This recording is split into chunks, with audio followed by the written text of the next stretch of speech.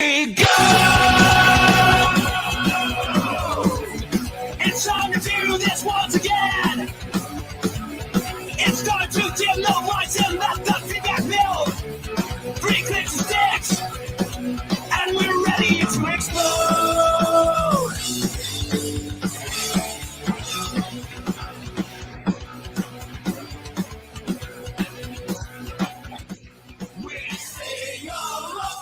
This content is for informational and educational purposes only. You should not construe any such information or other material as legal, tax, investment, financial, or other advice. Nothing contained here constitutes a solicitation, recommendation, endorsement, or offer to buy or sell any securities or other financial instruments whatsoever by Draper Gorin Blockchain, aka DGB, the presenter, or other associated parties for the content being provided. Please do your own due diligence and seek proper counsel.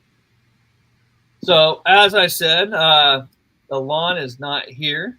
So today I have on Nate from DGB. Welcome, Nate. Unfortunately, everybody missed a great 15 minutes because I didn't realize we hadn't gone live. I'm used to Alon pushing that button, but all is well. I thought it would have started by itself, but it didn't. But I want to welcome Nate. Nate, tell us a little bit about yourself. Yeah, no, great question. I know we were going to talk about real estate today. So been involved in real estate since 2007, 2008. Forcibly, I was involved with it just growing up in Stockton, where I'm from, in Northern California. Up there, once the housing market crisis hit, there was foreclosures everywhere. So from Tracy to Mountain House up to Sacramento, as we call it in Northern California, it's the valley up there. And the entire valley had foreclosures everywhere, to the extent that I remember times being at the real estate office. My dad he's a real estate agent. Being at the office, you would have 15, 20 foreclosures where I remember there are new ones each day just coming in that they would hear about. And this was typical, at least during this time, it was typical for a good about 8 months. This was probably a norm in terms of conversation that you would hear about. And some of the storylines that went along with it, there was after effects of the next 2-3 years where they were still trying to get some of these things moving or trying to get caught up to speed or trying to work with the city or work with different brokerages. And so learned a lot there. And then now I'm in LA, and the biggest thing in terms of LA and real estate is how different real estate agents can differentiate themselves from other agents. And so a lot of them are looking at how to incorporate blockchain, how to incorporate different crypto and different tokens into some of their systems and processes, how to make the open house process or the open house process a little bit more virtual, a little bit more appealing. So making it where maybe they can incorporate something where it's a digital aspect, or they can incorporate the metaverse into it in some sort of way or fashion. So that's been the biggest thing down here that I've been seeing outside of your normal reality TV that people try and do on a real estate side. So in terms of blockchain and crypto. Have you seen EXP's metaverse? EXP's metaverse. Yeah, no. Real estate company. Okay, they have a metaverse office, which is kind of fascinating. There's mixed feelings that I think about it, but it's definitely an interesting experience. They were, especially during COVID, they were like at the forefront of that because they don't have like an official office, and so you can go in and hold appointments and talk to HR and stuff like that in their metaverse. Which I had a tour of it. It was a cool idea. It was a novel idea. Especially during COVID. It's probably fallen off a little bit now, but I still think people like to meet face to face. They do like to meet face to face. Yeah, I would probably say 2022, I was seeing a couple different brokerages around the northern LA, like West Hollywood area to Westlake, Calabasas area. There's a couple different real estate brokerages. What they were doing were metaverse open houses with specific people that already had an interest, right? So instead of going to meet them in person, they would do it where one camera would almost have like a FaceTime feature where you see them and you're having a meeting, but then the other is showing the actual like house itself as if you're standing in there and walking through it, but you're not. And so it's taking you on almost the home tour, but virtually. And so that is one.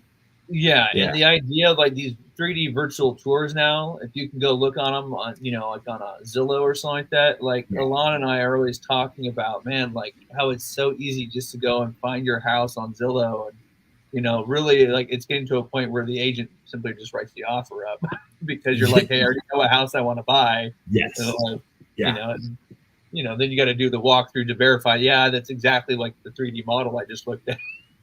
Yeah. That's exactly it.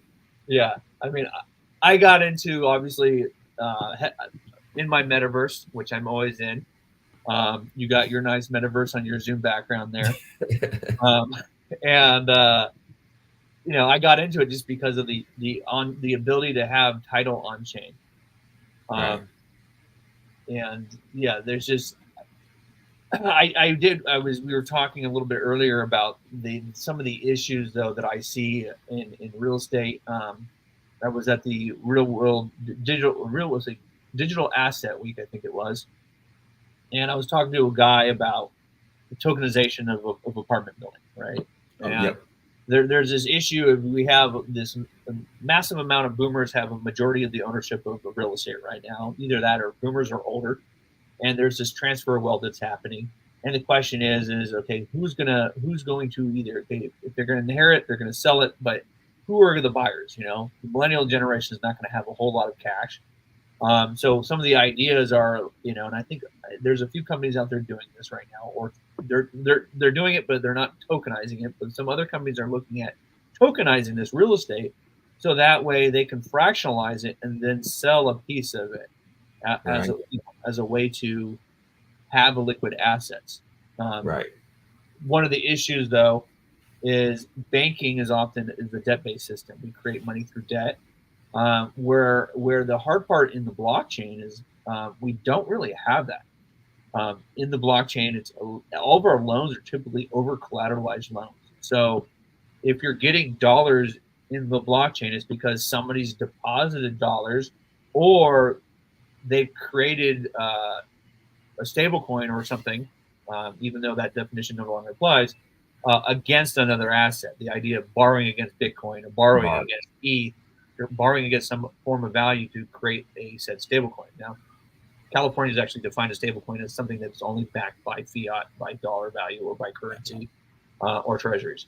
And so there is that issue. The thing is so unless liquidity comes pouring into crypto, I don't see where that liquidity is necessarily going to be in our system. Right. Now, I was seeing that there's a city in Virginia, one where they're trying to incorporate blockchain is we were talking about before, like still having a title and escrow, right? Yeah. But there's a city in Virginia that what they're doing is utilizing blockchain to just record the property transactions from a blockchain aspect. But I think you bring up a good point that what happens if something does get hacked, right? You still want to have that title there and that escrow to almost in a second nature support that, hey, yes, this got hacked, but no, this is still legit. Yeah, I think it's important. You'll want like a three-party system, like a multi-sig, where you have the escrow company is one of the signers. You have maybe the local government who's a signer, and then the owner of the title who's a signer. So that way, if the owner's wallet gets hacked, you can go to the escrow company, you can go to the government, validate who you are through a KYC process, and have them recover the title and transfer it to a new address. And so you have, if you had that type of safety system, it would be good. The problem is you have to get the government on board, and that's going to be the slower. The escrow company, I think, is going to be easy. The individual will be easy. It's getting a government to say, yes, that sounds like a good idea, and getting them on board with that kind of program to actually have it actually work and get started. It's going to take a lot longer. Yeah. No. Yeah. Go ahead. No, go for it.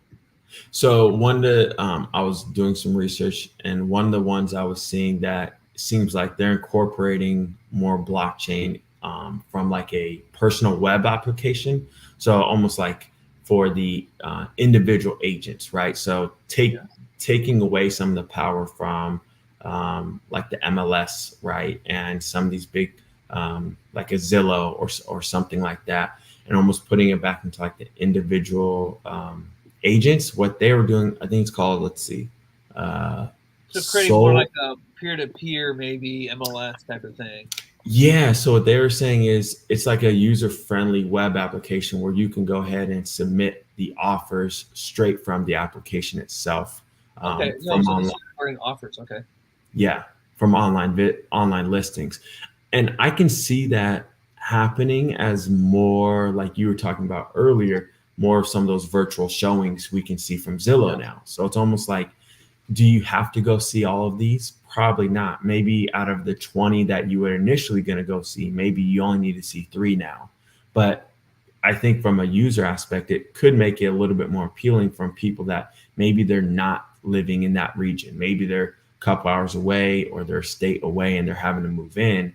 They don't maybe have some of the capital or some of the means to travel that much to go ahead and spend all that time out there. So I think maybe a web application like that, we could maybe see, I don't know, a fifth. Yeah, I think we could see a streamlining of the process.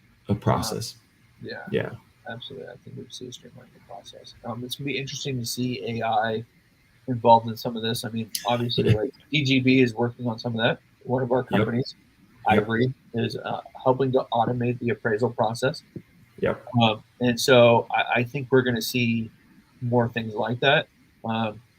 I'm going to be interested to see where the mortgage market goes. As I said, the problem, in the current system, banks basically create money through the creation of debt. If you're going to go get a mortgage, you're going to take out a $200,000 mortgage through a bank, and that bank is going to create a debt on their books and then issue you cash.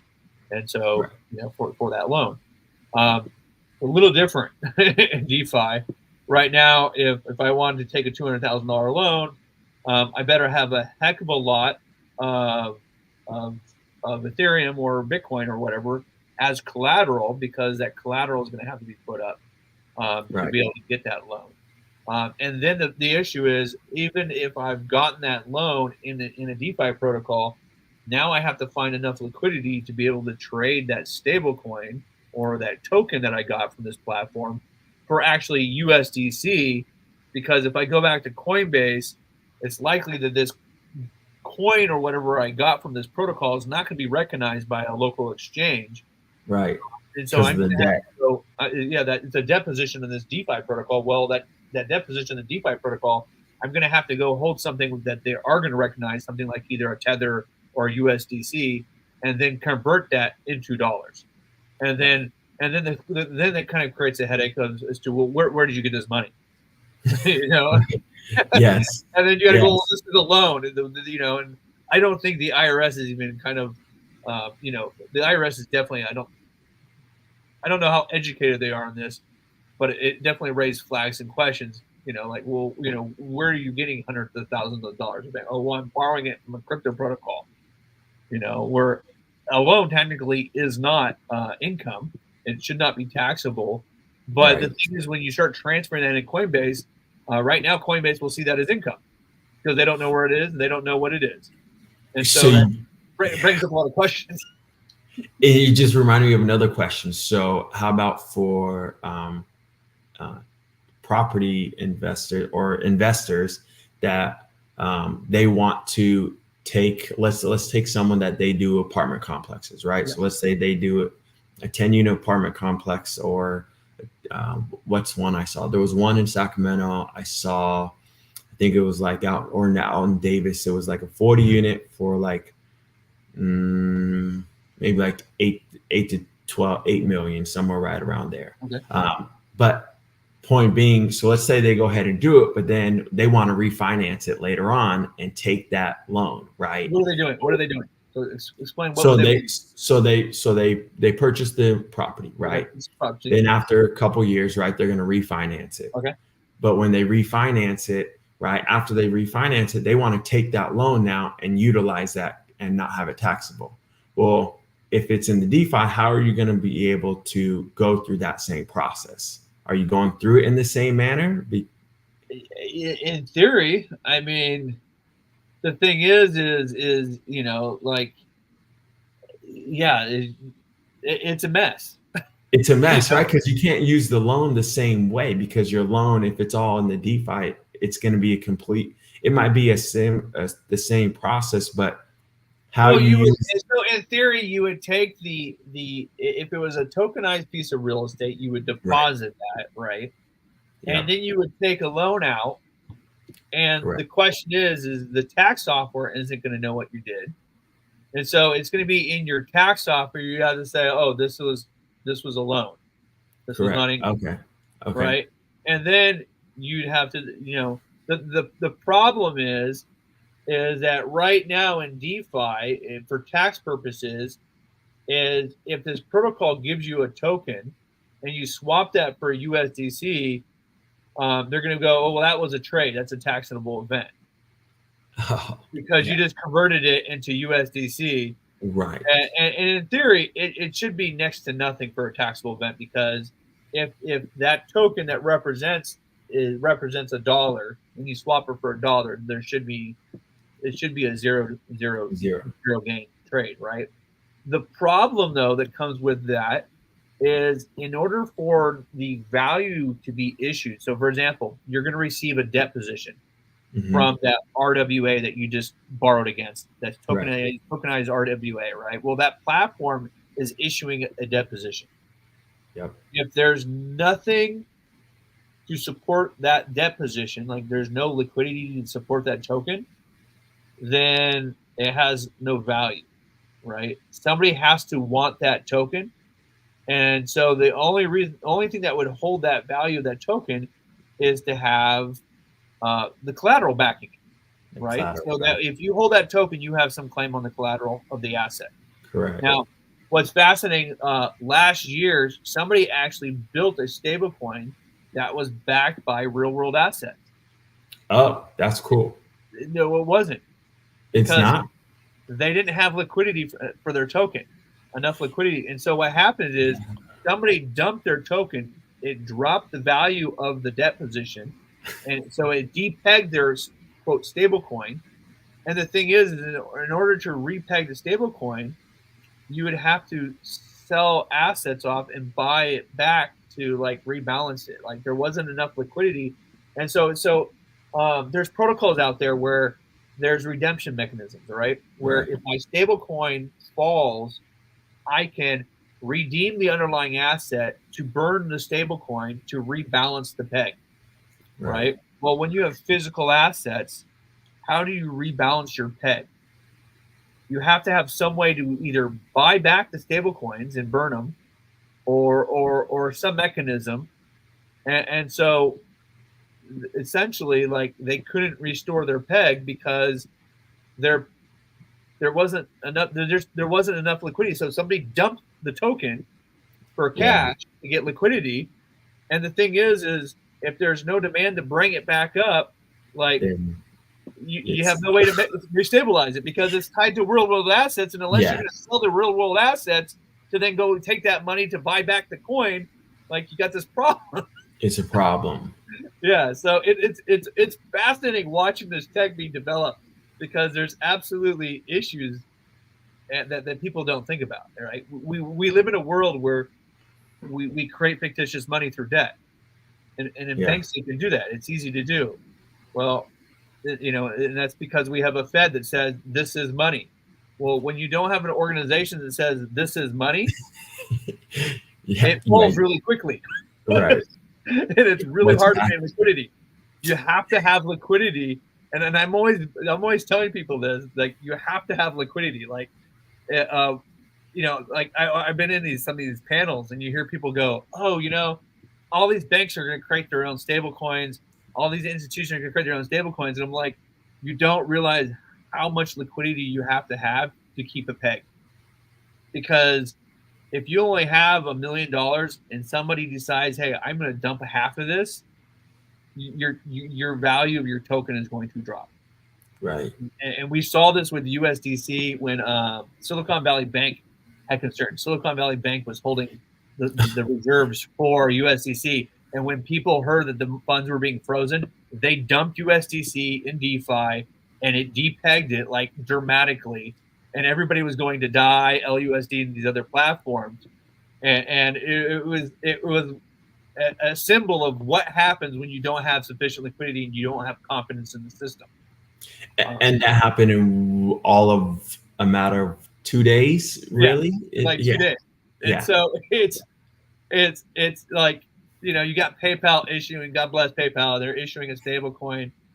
You have to have liquidity. The market has to be the depth of liquidity has to be significant. The reason why the dollar is as strong as it is and it's as great as it is because of the depth of liquidity out there. And not only that, but there's this thing called hodling, right? Hodling, right? We have people hodling Bitcoin, right? You want to see the growth of people hodling something increase, because if you see the growth of hodling increase, it shows confidence, right? I'm going to tell you, there's a very small minority that hold a majority of the dollars in the United States and in the world, right? Right. It's that purpose, the fact that they're willing to hold those dollars, that gives the dollar value. It's the fact that people are willing to hold the dollar that gives it value. Because if nobody's willing to hold the dollar, it no longer has any value. Right? Oh, right. Like if you don't want dollars and I don't want dollars, like what good is it? Right? It's only the demand and the desire to hold dollars and hodl it that gives it value. It's the same thing with Bitcoin. Why is Bitcoin so popular against all these other cryptos? Because people are willing to hodl it. And they go, no, I'm not selling my Bitcoin because I believe one day it's going to be 100,000. One day I believe it's going to be $1 million. Well, it's that belief and that confidence that gives it the value. That gives it the value, because enough people believe in something that, like if a dollar, if you pull out a dollar, it says in God we trust. Well, essentially it's right, because if we don't have trust in our fiat system, it literally has no value. It's a piece of paper. You're correct. Yeah, that's all it is. That's all. It's all about trust and faith and the willingness for people to hodl something, willingness to hold something. Same thing with NFTs. NFTs only have value if people believe they have value. Yeah. And I've seen it. I've seen a Bored Ape go for 300,000 down to back to 30. Yeah. Well, I thought it was funny, or it's probably not funny now, but do you remember when there's an NFL receiver, maybe 3 years ago, 2021, I think it was Odell Beckham, where he took half of his money. He got I don't know what the number was, but he got 10 million, and I think he put four or 5 million, like half of it, he had them go ahead and give it to him in Bitcoin or in something else. And you put it into something, and it, by the end of 2022 or 2023, they were joking with him because the entire value had gone down. Well, in terms of where it's back at now, it's a different conversation. But at the end there, they were all over him because there was no monetary value. Like his value in terms of his dollar aspect was no longer 5 million anymore. It was like $1 million, right? And so they were joking like, you lost 4 million, right? But I think it's just some of those things that are interesting that are bringing about new conversations. Did he keep it? Did he keep it? And is he still doing that? As far as I'm aware, he didn't sell it. I didn't see any news on him. But did he get it all up front, or was that something that he was going to be paid over time? No, I want to say it was a 1-year contract. So it was a 1-year contract. 1-year contract. And he had half of it paid in cash, the other half of it paid in Bitcoin. Well, I hope he keeps it. I hope so. Long term, I think that was a smart decision. Now, that was probably at the top of the market. But I mean, the curiosity will be, did he keep it, right? Yeah. If he hollowed it, he'd probably be fine over the next 2 years. So, yeah, absolutely. Now, the thing I'm wondering is, do you think there'll ever, or maybe not, will there ever be a world, but do you think that the Airbnb space could incorporate blockchain and crypto into it? I wouldn't be surprised if there's somebody already trying to do that, like doing a decentralized version of Airbnb where you can pay via Airbnb. Actually, I think there is one. I can't recall it off the top of my head. Okay. I think I have some tokens in it somewhere. Okay. but yeah, the idea that it would be, peer to peer, that you simply pay and do Right. that. No, I think there's going to be a lot of disruption in that space. Yeah. So yeah, I think it's going to be fascinating to see where we go. I've talked a little bit before that, in my viewpoint, inflation is basically, one, we have this growth of the money supply, the growth of the debt system, expansion where on average, I think the money supply through debt and spending grows at about 8%, right? And I've said that a lot of times that wages only grow at 3 to 4. Inflation, money supply grows at like 7 to 8. Right. And so I see that, to me, the inflation is really the difference between the rate of growth of the money supply versus the rate of growth of our individual money supply, or our wage. And so that gap of 3 to 4% is typically our inflation. And what's really scary is at 3%, there's a rule called the rule of 72. And at 3%, you take 72 and you divide it by 3, you get 24. And that basically means that over 24 years, your purchasing power has been cut in half. Yeah. And so I was telling a guy last night, I said, one of the things that's really scary is we go through our work lives. We work for 24 years and go, man, why does it feel like I'm not getting ahead? Right? Because if you're only getting a 3 or 4% wage growth every year, after 24 years, your purchasing power from your wages has literally been cut in half. So, right. And most people don't realize that. You're actually getting more poor over time because of our inflation of our system, right? And so if you didn't buy a house and fix that cost of living into that period of time, over time, you're getting more poor because your housing costs and your inflation and cost of living and everything else is going up. And yet you're making less money relative to it. Which is part of the issue why we see so much job hopping, I think, in society today, because like for a lot of people, that's been the only way to get a promotion or get a raise, to get there, to keep up with that. And if they're not, they're falling behind, right? I find it interesting to see what's going to happen over the next decade as boomers start to rotate through housing and sell off, because there's a lack of millennials who are going to have money to be able to buy a lot of that housing, and so asset appreciation is, in my viewpoint, largely created from the expansion of the money supply. If you look on average, I think that the S&P 500 over the last, I think since the 1950s, has grown like at 8% on average. It's basically kept up with the inflation of the money supply, which is kind of fascinating, give or take, right? Yes.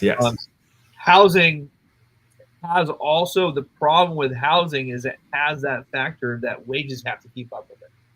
And if wages don't keep up with it, that's going to hold it back, because if your mortgage is super expensive and it makes more sense, I mean, landlords can only raise rent so much before people can't rent, right? Correct. And so there's a point where the mortgages and the housing cost so much more than it is to rent. I have a buddy right now who wants to go buy a house, and he's like, dude, it's going to cost me, $3,600, $4,000 to own a house, and yet, he's only paying, $2,400 in rent. He's all like, now granted, if you stay in the house for 10 years, eventually those rents will catch up, and you'll be at break even, and that's really where the pocket is that, like, 10-year window. You really don't feel the benefit for like 10 years because it is more expensive up front.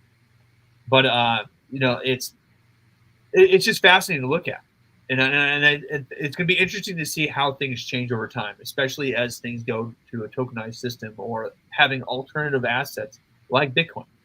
Because Bitcoin is a store of value. If you have this growth in the money supply, unlike housing that has these wages that are potentially holding it back, if incomes aren't going up, Bitcoin doesn't have that, right? It's which some people go, well, this is why there's no real value. Well, there's other arguments to have there, but like with Bitcoin, as that store of value, we still have a whole bunch of adoption. We're seeing a lot of growth in it. I'm a fan of DeFi also. But I Right. don't know. There's a whole lot of arguments there, and I think they kind of blanked on it for a minute. Real estate's still good. I don't know. It's going to be interesting to see what the next generation goes for, if they go to holding stocks and Bitcoin, or if they go towards housing. Yeah. I think housing is inevitable, that people are going to always be a part of housing. But at least from a West Coast type of thing, Yeah. I'm wondering is, will we start to adopt a little bit of the East Coast, especially the Northeast, Chicago, Milwaukee, New York, model in terms of the high rises for condos and apartments versus more homes, right? Because you can only build out so much, right? And before you start going upwards. And being in Southern California, I mean, where I'm at, in 4 years, there have been 5 new apartment buildings within a less than a mile radius, right?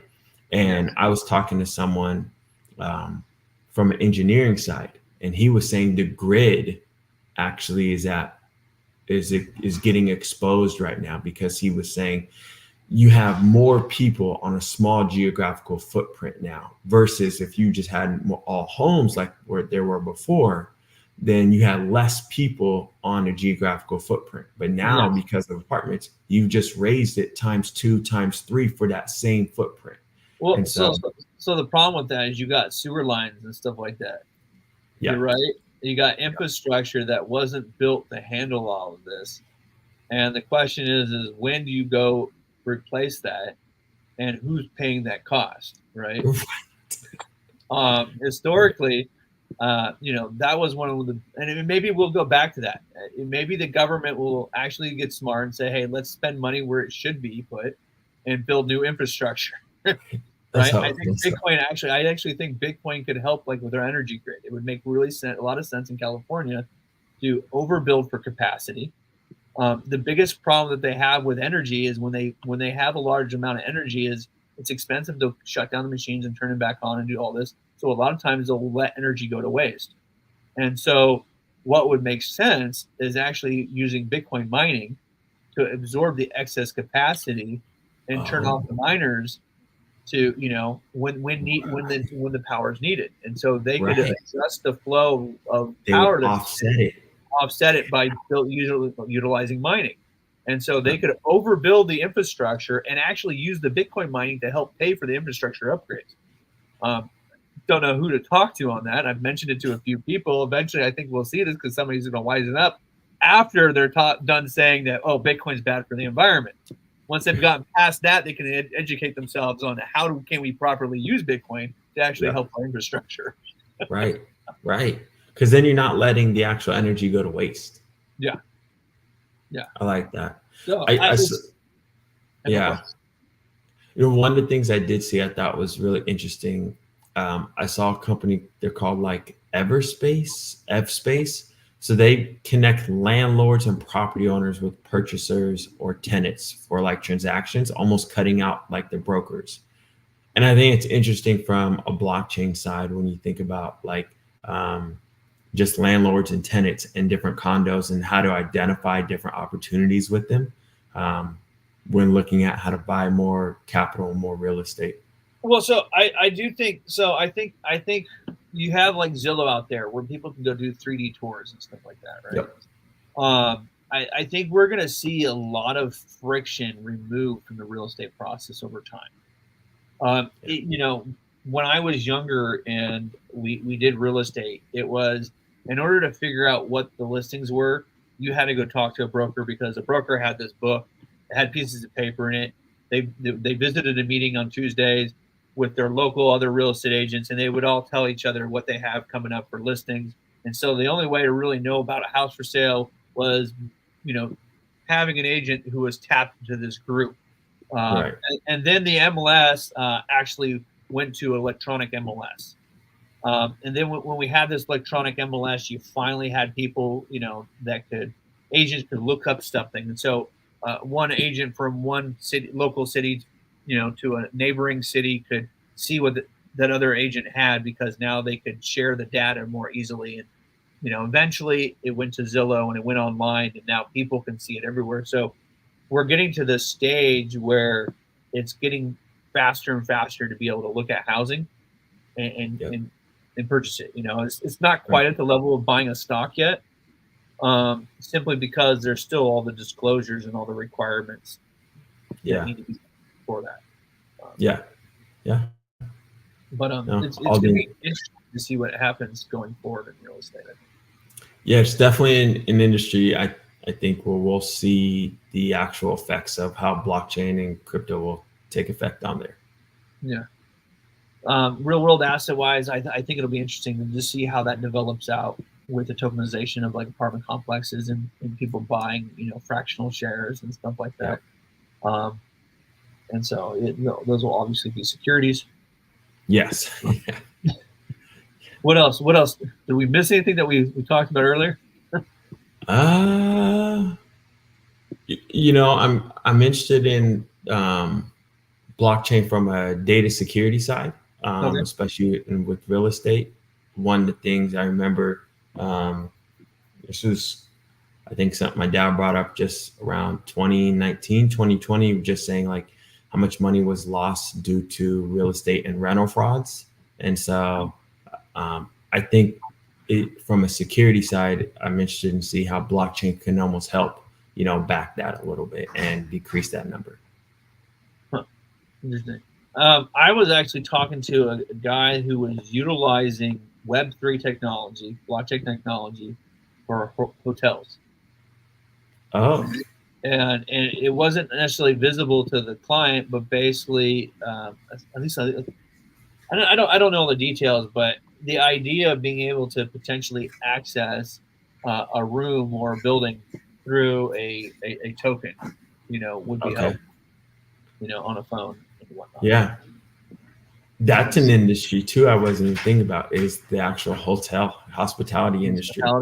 Yeah. Yeah. So it's going to be fascinating to see where blockchain comes in. Right. I know another guy who is think of like a timeshare, right? He wanted to have where if you have an NFT, you have part ownership in the timeshare aspect.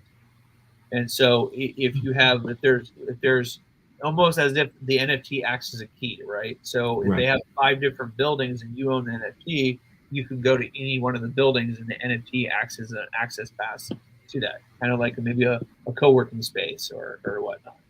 That's not a bad thinking too. Yeah. I wonder, do you think that's a big enough market to go ahead and make a dent in? That part I don't know off the top of my head. Not a problem. I think hospitality. I would love. I don't have the banner on here.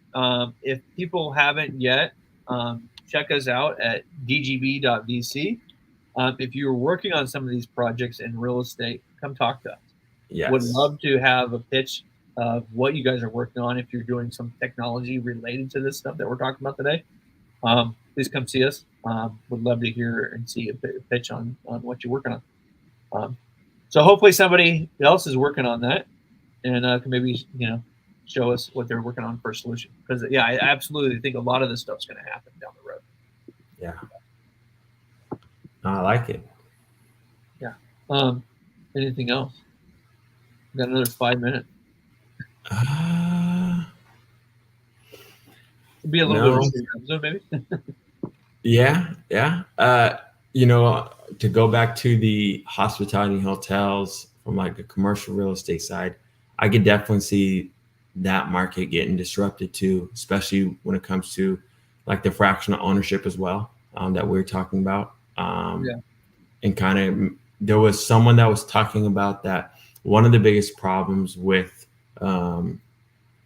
in new hotels being built right now is they can't identify some of the or they can't, it's not identified, they can't build on some of the old warehouses because of the infrastructure, right? So sometimes they were saying they have the capital, but they're not able to go ahead and remodel some of the actual existing infrastructure. And so I think, maybe we might go ahead and see where we're actually seeing a lot more remodeling in terms of the old warehouses getting kind of, I guess the word would be demolition, to actually go ahead and allow for some of these new hotels. Because there was someone out of New York, and they have, I don't know which, it was one of the main chain, like a Marriott or Holiday Inn, and they were saying that they have the capital for it, but they don't go ahead and they can't identify enough available properties for them to go ahead and take something that's existing and just remodel it. They're saying a lot of times they almost have to build it from the ground up, which then is just going to cost way more for them. No, for sure. It's going to be fascinating. I don't know if I don't know if it was in a prior discussion or if we already mentioned, but like one of the things, the biggest issues I see is at least in the crypto space is liquidity, being able to borrow against assets. Yeah. And I don't know, was that previous discussion I talked about the depegging of a token? There was a real estate company. Yeah. There was a company that created a coin based off of RWAs, off of like real world assets, and somebody dumped the token which depegged it, and they had no mechanism to restabilize the token because their debt position was collateralized against real world assets. And so unless you're going to either buy up a whole bunch of the tokens, and then you have to have cash to do that, you're forced to sell the real world assets to then raise the cash to buy your token, to stabilize your debt position. And so many people don't realize, that you have to have sufficient liquidity, and there has to be some mechanism to stabilize things. In the government has all these tools where they can burn money, they can create money, they can pay off debt, they can raise rates, lower rates. They have these mechanisms to be able to balance that. And not only that, the government, or the Fed is tied to the government, so they have the authority and right given to them, bestowed upon them, to be able to do these things. Where in DeFi, you don't have that. You don't have it. So you have to have some mechanism built in to stabilize things. And it's funny because you go to these real world asset conferences and they go, oh well, every bank's going to issue its own stable coin, and then the thing is the moment it gets into DeFi, you're like, okay, well, how are you going to stabilize your coin in DeFi? And then I think we mentioned Silicon Valley Bank and USDC depegging. Yeah.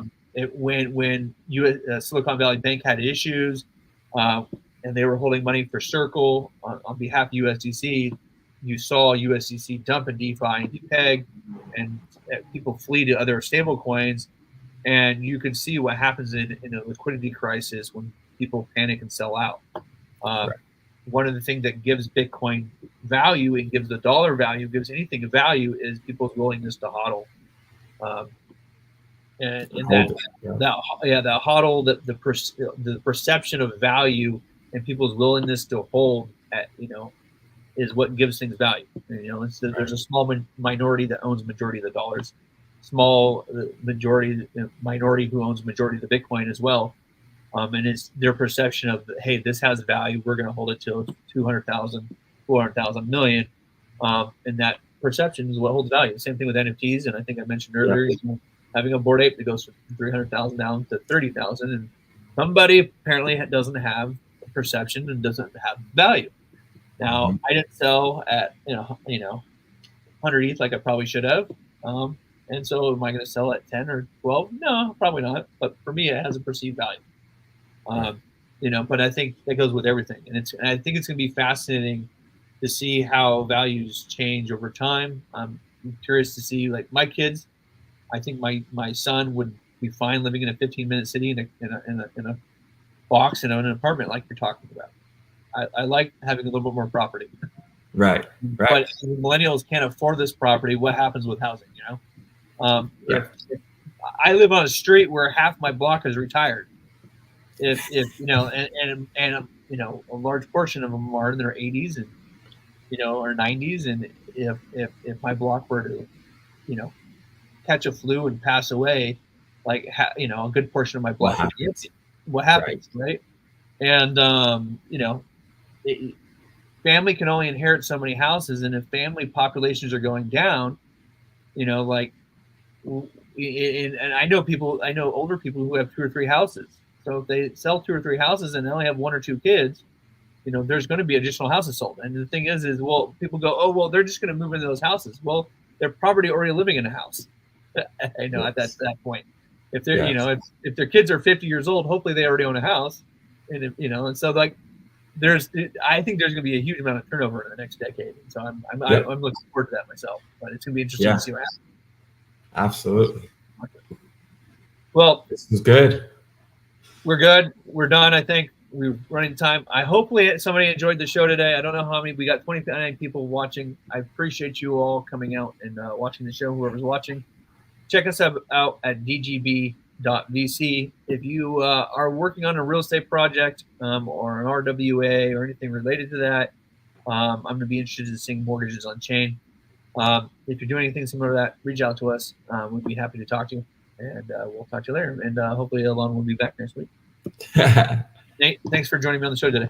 Thank you. Thanks for having me. That's great.